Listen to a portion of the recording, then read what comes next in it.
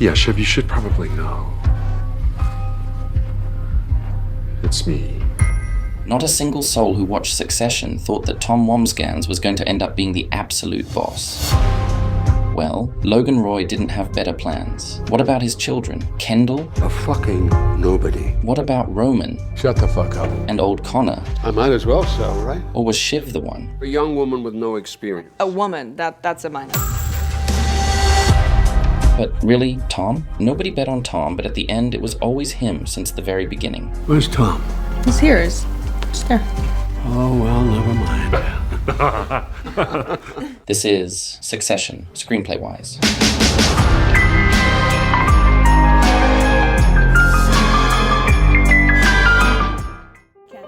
In the pilot, Tom is just a husband of, hardly a contender for CEO. But that initial setup planted the seeds for his character arc, setting him up to eventually emerge as the winner in the succession battle. Fucking disaster. Strategize my gift. What can I get into love?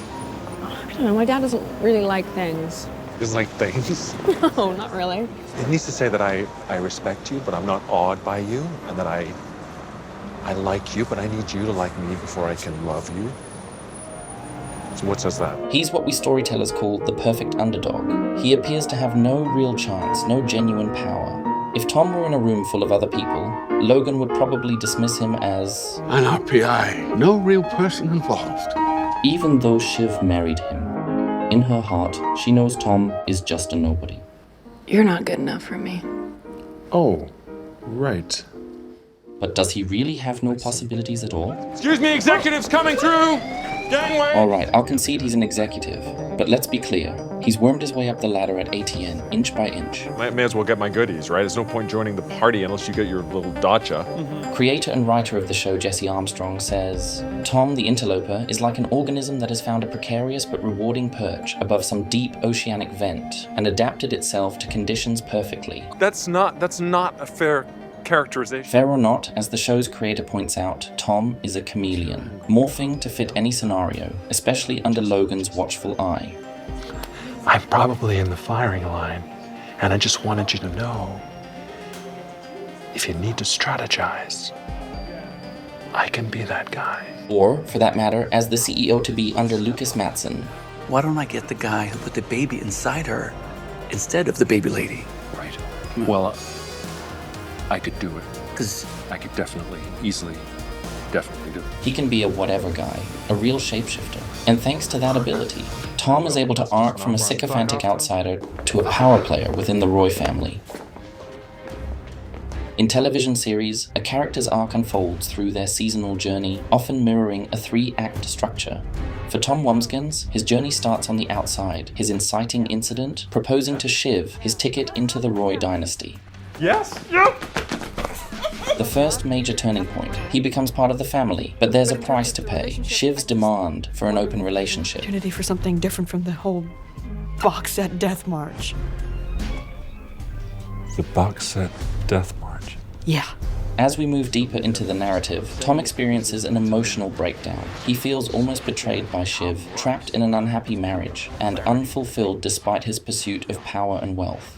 Does anyone care to speak my qualities? No, Tom looks logical. What? But feeling sidelined by his wife, Tom makes a strategic move. He aligns with Logan, outmaneuvering the Roy siblings, including Shiv. Do you want a deal with the devil?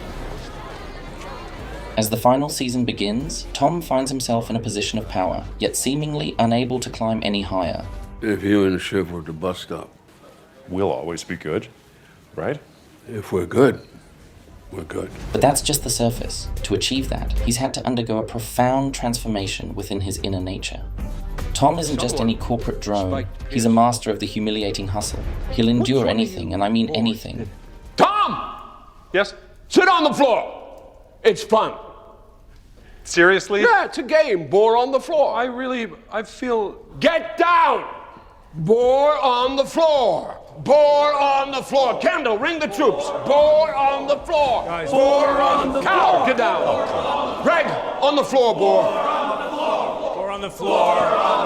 Come on, Frank! Boar on the floor! Frank! Why am I in this? How the fuck would I know, Greg? You think I have a rational explanation for this? His time at Cruises, or ATN, wasn't just a job.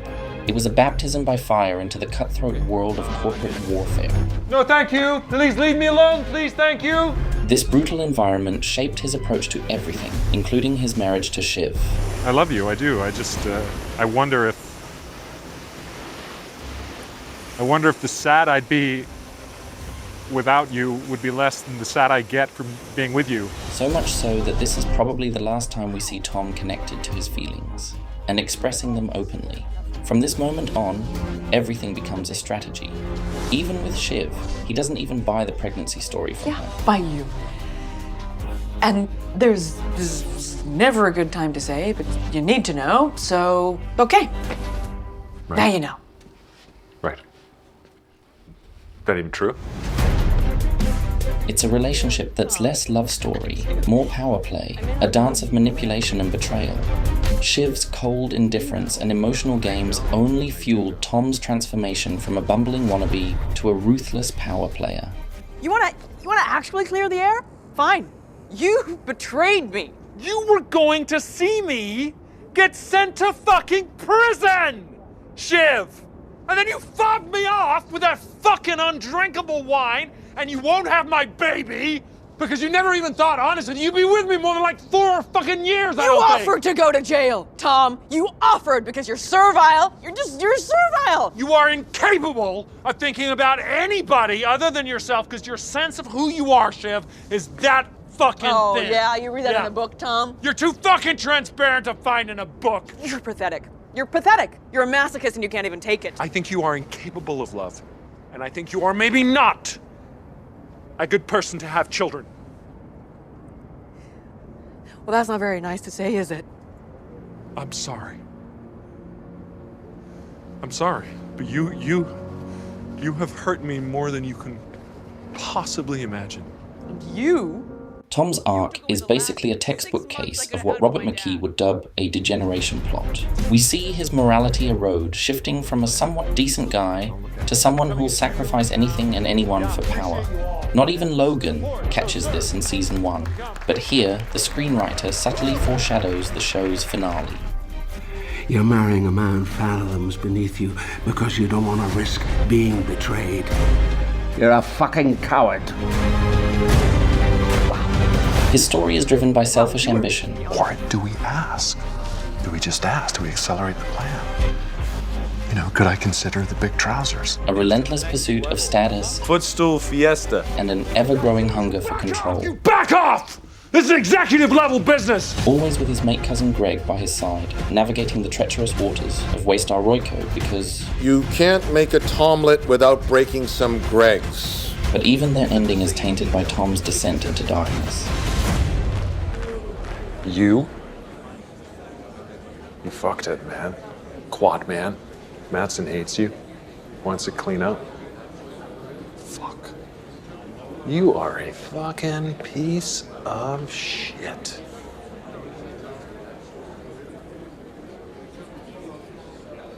But I got you. I got just enough capital. I got you. A lot of people say Succession feels like it was scripted by Shakespeare Would you like himself. to hear my favorite passage from Shakespeare? Take the fucking money. I can't confirm that, but it definitely looks like Hamlet, Macbeth, and King Lear all made themselves at home in the writer's room. Just like in King Lear, Tom was always destined to come out on top. He was always the Edgar character in the show. Jesus, Carl. The outsider who marries the king's daughter and ends up with the whole shebang. That's our Tom.